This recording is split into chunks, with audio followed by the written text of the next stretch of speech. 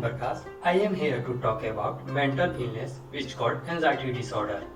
Do you know that some anxiety problems are normal in human being, like fear of examination, make an important decision.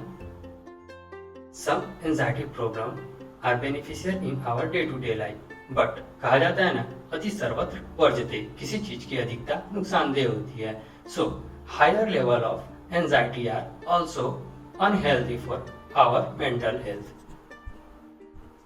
ये हमारे कार्य करने की योग्यता को प्रभावित करता है. हम often overreact कर जाते हैं.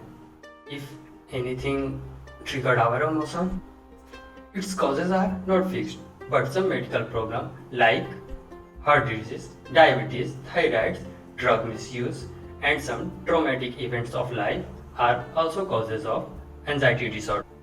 Some symptoms like panic attack, sweating, heartbeat का तेज होना, nervousness, regular tired, tensed are become it more dangerous. So ignorance of it are harmful. Now my friends Anurag R tells about the treatment of anxiety disorder.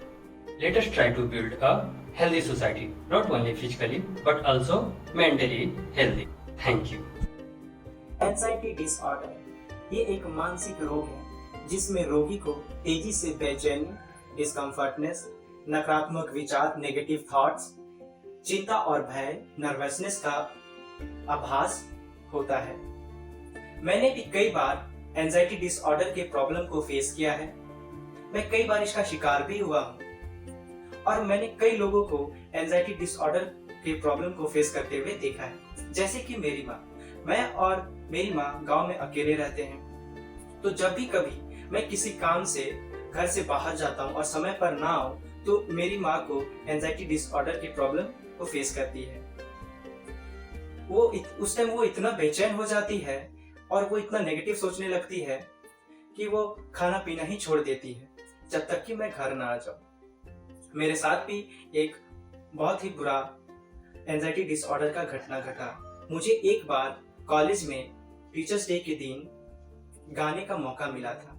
मैं उस दिन के लिए बहुत practice किया, लेकिन जब गाने का बारी आई तो स्टेज फियर के कारण मैंने अपना बहुत ही बुरा परफॉर्मेंस दिया. वो इतना ही बुरा परफॉर्मेंस था कि जो चीफ गेस्ट आए थे वो भी उठ के चले गए.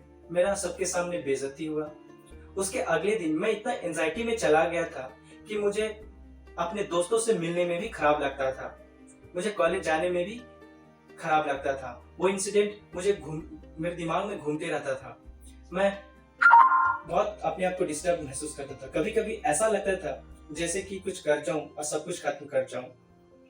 लेकिन अब सब नॉर्मल है क्योंकि मैं अब रेगुलर हेल्दी डाइट, योगा और अच्छी नींद को फॉलो करता हूं. So let's build a healthy society. Not only a physically healthy but also a mentally healthy society. The most common therapy that is used in anxiety disorder is cognitive behavioral therapy (CBT). ये आपको मदद करता है आपके thoughts के pattern को पहचानने में, जिसकी वजह से आपको ऐसे थॉट्स आ रहे हैं या आप परेशानी में हो तो आप इस पे फिर वर्क कर सकते हो उसको चेंज करने या सही करने में. The third way of treatment is medications. Like you can use SSRIs, anxiolytics, antidepressant, and sedative medicines. But these are for short-term anxiety disorder. You should use very less amount because this can also be harmful for you. These medicines make you sleepy. That's all from my side. Thank you.